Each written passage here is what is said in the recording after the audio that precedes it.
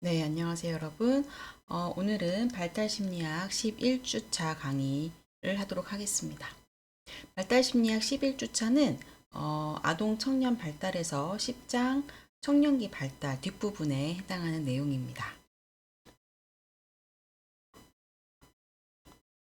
오늘 목차를 보시면 이제 지난 시간에 청년기 발달 앞부분을 했어요. 그리고 신체 발달이나 인지 발달, 자아 정체감 이런 내용에 대해서 말씀을 드렸고, 오늘은 이 청년기의 사회적 관계, 그리고 심리적 부적응과 청소년 비행, 이 두 가지 주제를 위주로 강의를 하도록 하겠습니다. 10주차 기억해 보기인데요. 10주차 이제 페이지를 저랑 같이 쭉 넘기시면서 보시면 지난주에 공부한 내용이 이제 기억나시면서 복습 효과가 있을 것 같아요. 신체 발달 부분에 있어서 411쪽부터 보시면 돼요. 411쪽 펴시고, 신체 발달에 있어서 이제 청년기에도 제2차 급등기라고 할 만큼 눈부시게 발달이 일어나고 또 2차 성징이 나타나고, 이래서 발달에서 크게 뭔가 달라지는 변화가 나타나는 그런 시기입니다. 그리고 이때 이제 내분비선에서 호르몬의 분비를 하는 것이 매우 중요해지죠. 이 호르몬 분비 때문에 2차 성징들이 나타나게 되는 거고요. 그래서 이 시기에 사춘기나 성적 성숙 이런 변화들이 나타나서 아이들이 혼란을 겪기도 하고요. 신체 변화와 심리적 적응과 관련해서는, 그래서 이 기간에는 불균형한 신체 발달이나 급격한 변화로 인해서 자신의 신체 상에 부정적인 생각을 갖게 될 수도 있는데, 그렇지 않도록 좀 지지해 줄 필요가 있고, 또 조숙과 만숙 이렇게 발달에서 개인차가 크게 나타나는 시기이기도 합니다. 그래서 이 조숙과 만숙에 따라서도 아이들의 뭐라 그러죠? 그 조숙과 만숙으로 인한 영향이 다 다르게 나타날 수 있어서 그 부분도 설명을 드렸었어요. 인지 발달로 넘어가면 청년기 사고가 되면 이때 인지적인 발달도 아주 급격하게 일어나고, 양적인 발달뿐만 아니라 질적인 발달도 급격히 일어나기 때문에 추상적 사고, 가설적 연역적 사고, 체계적 조합적 사고, 이상주의적 사고 이런 것들이 가능하고, 그래서 이때 시기를 형식적 조작기라고 한다고 말씀드렸습니다. 근데 동시에 또 재밌는 거는 이 시기에 자기 중심성이 나타나서 뭐 상상적 관중이나 개인적 우화 이런 현상들이 나타나기도 하고요. 이것들이 점점 줄어들게 되고요. 그리고 청년기 사회인지는 인상 형성이나 역할 수용에 대해서 주로 말씀을 드렸습니다. 그리고 이제 자아정체감 형성이 이 시기에 되게 주요한 발달 과업으로 이야기되는데, 일생을 통해서 해야 하는 과업이지만 청년기 때 좀 더 이 과업이 중요하게 적용된다고 말씀을 드렸고, 네 가지 범주에 대해서는 마르시아의 이제 그 분류 기준이죠. 그래서 위기가 있었는지 없었는지, 그리고 그거에 대한 수행을 했는지 안 했는지에 따라서 두 가지 차원, 네 가지 범주로 나눠지고, 각각의 범주의 특성에 대해서도 설명을 드렸습니다. 자, 그럼 복습 여기까지 하고요. 넘어가도록 하겠습니다. 여러분, 청년기 사회적 관계는 교재 443쪽을 보시면 될 것 같아요.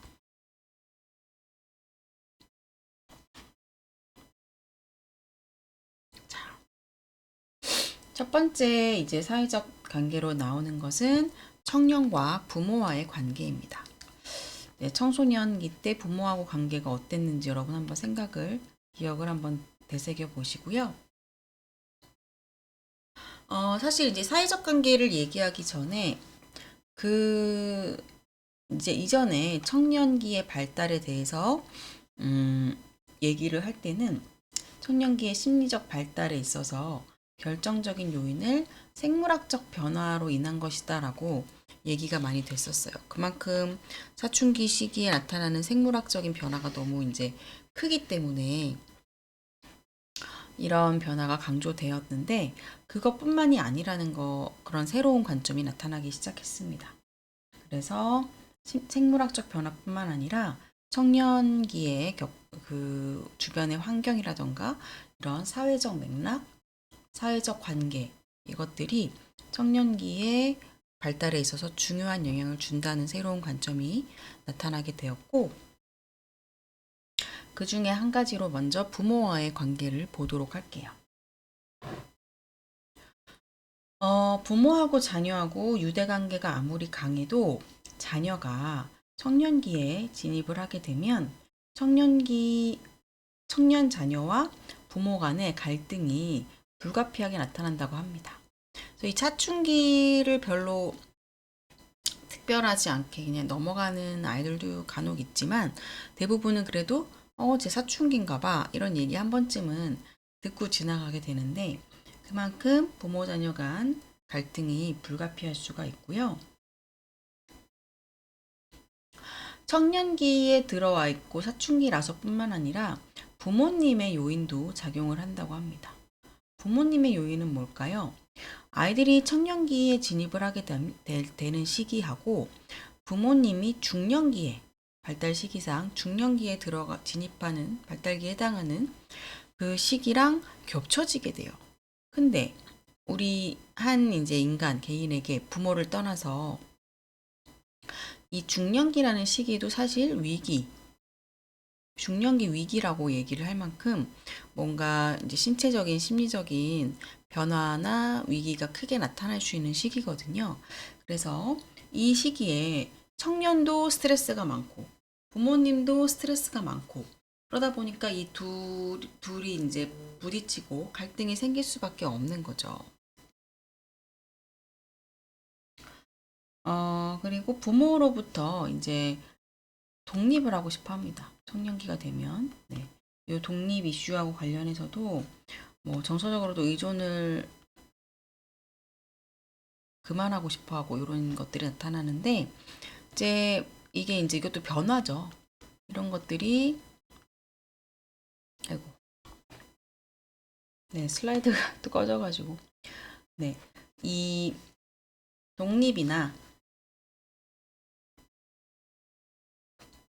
정서적 의존에서 벗어나려고 하는 이런 변화가 나타나는데 어쨌든 변화라는 게 나타나면 우리는 스트레스를 받고 서로 갈등이 나타나게 되는 경우가 많죠. 네.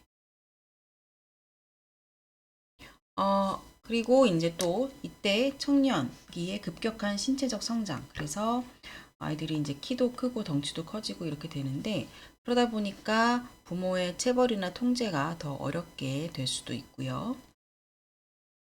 거기에서 부모는 내가 권위를 도전받는구나 이런 느낌을 받을 수도 있어요. 그래서 사실은 이거는 뭐 부모의 권위를 도전하는 아이가 잘못이다 이렇게 얘기할 수 있는 부분은 아니고 지금까지의 부모 자녀 관계를 이제는 수정을 해야 되는 그런 상황에 이르렀구나 이렇게 좀 이 상황에 대해서 수용을 하시는 게 더 좋습니다. 그리고 이제 아이들이 형식적 조작적 사고 발달을 하게 되면서 부모의 규칙이나 부모의 가치관에 뭔가 모순이 있는데 이런 것들을 이제 알아차리게 되는 거죠. 저희 아이도 더 어릴 때는 초등학교 뭐 4학년까지는 전혀 그런 게 없다가 초등학교 5학년 지나고 나서부터는 제가 뭔가 규칙을 얘기했을 때 뭐 엄마는 안 지키잖아. 뭐 이런 식으로 그러니까 제가 얘기하는 규칙에 대해서 논리적인 모순이 있거나 제가 뭔가 좀 모순되게 얘기하는 부분을 꼭 지적을 하더라고요. 재밌는 건 부모로서 그런 지적을 들었을 때 아이 말이 맞는다는 걸 알거든요. 아는데도 뭔가 기분이 상해요. 네. 그래서 이제 전 나름 이제 이 상담 공부를 했기 때문에 뭐라고 막 하진 않지만, 괜히 언짢고, 약간 대강 말하죠. 엄마는 못 지켜도 너는 지켜야지 이런 식으로 대강 말하고 논리적인 어떤 설득이나 이런 과정을 충분히 하지 않고 넘어가기도 하는데 어쨌든 이런 게 되면서 사춘기 자녀하고 갈등이 더 불거질 수가 있습니다. 이렇게 청년 자녀가 부모에 대해서 비판을 하게 되면 부모들이 그거에 대해서 수용하고 인정하고 대화를 통해서 해결해 나가기보다는 화내거나 방어적인 대처가 많이 나타나게 되는 거죠. 사실 부모에 대한 권위에 도전한다기보다는 그냥 이런 거에 대해서 논리적으로 생각하고 반박할 만큼 성장한 거라고 보는 게 부모 입장에선 마음이 더 편할 것 같아요. 자, 사회적인 변화도 청년 부모 관계에 영향을 충분히 미칠 수가 있습니다. 첫 번째는 청년기의 연장이에요. 청년기가 연장된다는 건 지난 시간에도 말씀을 드렸는데 여러 가지 사회적 변화로 청년기가 길어지면서 부모는 부양에 대한 책임이 더 길어지게 되고요. 그리고 청년도 의존을 하게 되는 기간이 더 길어집니다. 이런 것들로 인해서 오히려 갈등이 더 지속될 수도 있고요. 급격히 변화하는 사회문화적 변화, 방대한 정보와 가치. 두 번째는 이건데요. 너무 이제 변화가 많고 사회적으로 변화가 많죠. 막 직업도 새로 생겼다 없어졌다 그러고 또 정보가 너무 많아요. 그러다 보니까 어때요? 청년들이 성인, 독립 이런 것들을 준비하는데 심리적인 부담이 크고 또 오래 걸리게 됩니다. 그리고 세 번째로는 요새는 다 뭐 가족이 거의 다 핵가족이잖아요. 뭔가 서로 지지해주고 가족끼리 지원해주고 하는데 한계가 있고 자녀를 키우는 거는 거의 그냥 부모의 역할로 다 해야지 뭐 누군가의 도움을 받거나 하는 게 쉽지가 않은데 그래서 뭔가 친척이나 친지의 도움을 받는 게 예전보다 좀 많이 어려워진 그런 사회적 변화가 있죠. 그러다 보니까 어, 도움받기가 어렵고 부모님들이 더 힘들게 느낄 수 있고요. 그리고 이전에 비해서 흡연, 음주, 약물남용, 10대 임신 등 청소년의 비행이 이전에 비해 증가를 하고 있다는 점, 그리고 대중매체에서 청소년 문제를 지나치게 부각을 하면서 또 막 여기에 전문가들의 조언이 있는데 여러 가지 너무 정보가 너무 많아요. 그 어때요? 부모님들이 혼란을 겪습니다. 그런 여러 가지 상황들이 부모 자녀 관계에 영향을 다 미칠 수가 있게 되는 거죠.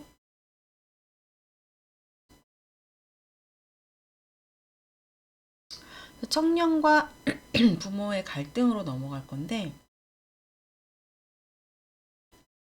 이제 부모님들이 자녀가 청년기가 되면 그전에는 말을 되게 잘 들었던 아이가 이제는 말을 잘 안 듣게 되는 거예요.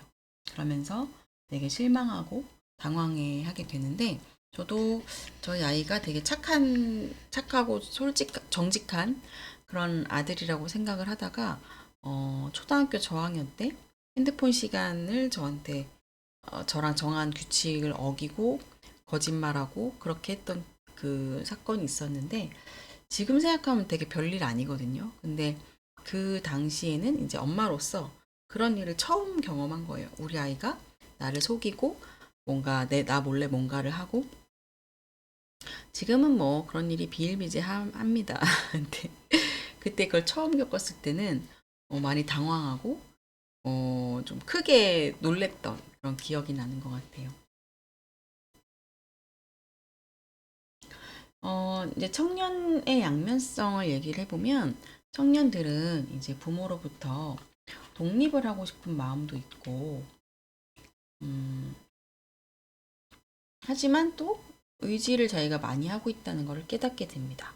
아, 내가 독립은 하고 싶지만 참 여전히 많이 의지를 하고 있고, 내가 지금 독립할 수 있는 여력이나 이런 것들이 어렵구나, 이런 것들을 깨닫게 되는데요. 부모에게도 양면성은 나타납니다. 부모도 이제 자녀를 이제 양육하고 부양하고 하는 것들이 사실 부담이긴 하거든요.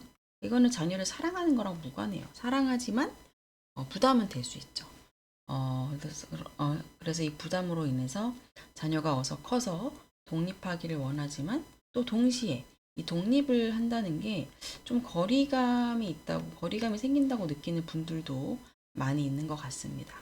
실제로 뭐 물리적으로 독립이 되고 하면 진짜 거리감이 더 생길 수밖에 없긴 하겠죠. 그래서 자녀가 계속 의존을 해줬으면 하는 두 가지 마음이 같이 공존을 하게 되는 거죠. 그래서 이 두 가지 마음들 때문에 서로 이제 이중적인 메시지가 전달이 될 수도 있고, 이게 또 갈등의 원인이 될 수도 있다.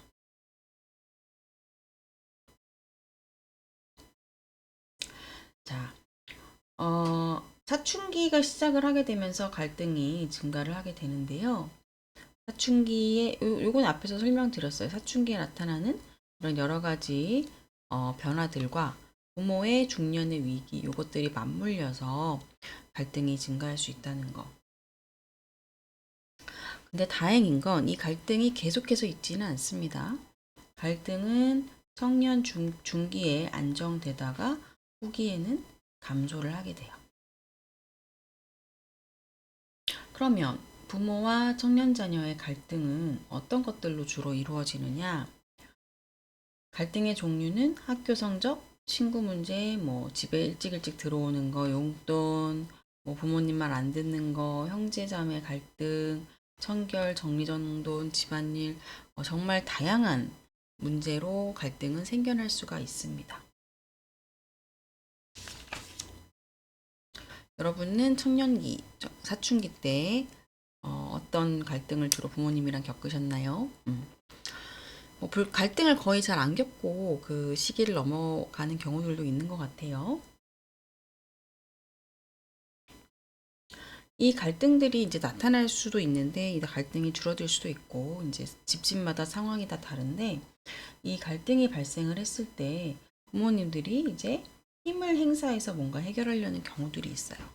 뭐, 윽박 지른다거나, 좀 체벌을 과하게 한다거나, 아니면, 뭐, 뭔가를 빼앗거나, 핸드폰을 뺏는다거나,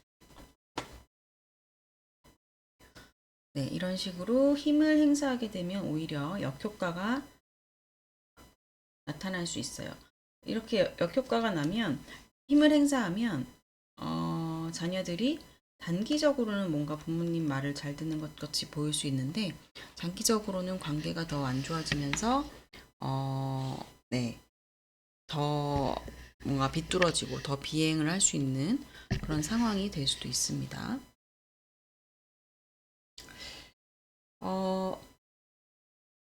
그래서 갈등을 해결하기 위한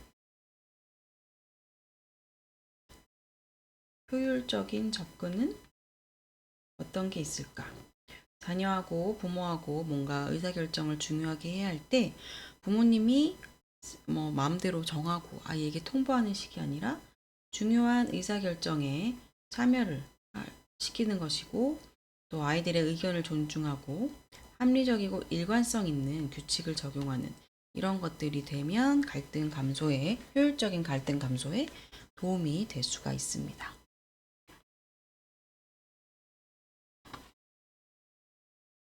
이제 청년과 부모의 의사소통으로 넘어갈 거예요. 네. 그림을 좀 보시면, 여기 보시면 수레바퀴형 의사소통 체계하고,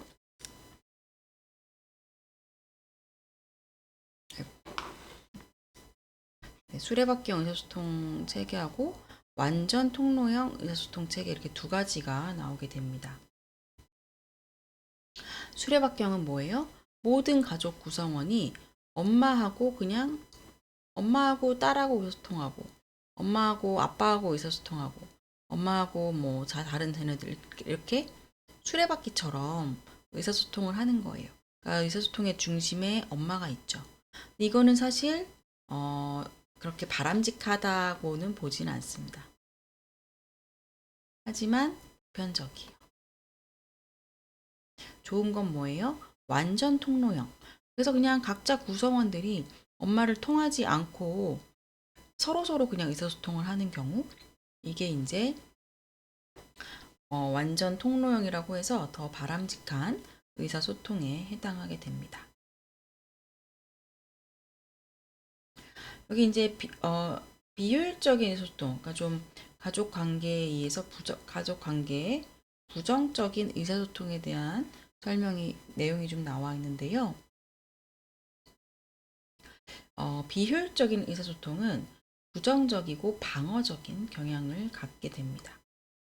그래서 이 의사소통에서는 부모의 우월감, 지나치게 자녀를 통제하는 거, 부모가 독단적으로 뭔가 얘기하고 행동하는 거, 그리고 욕설을 한다거나 비난을 하는 거, 이런 것들이 비효율적인 의사소통에 포함이 되는데, 부모가 자녀를 훈육을 하겠다는 명분하에 아이들을 너무 과도하게 비판하거나 비난하는 것은 아이들에게 되게 좋지 않습니다.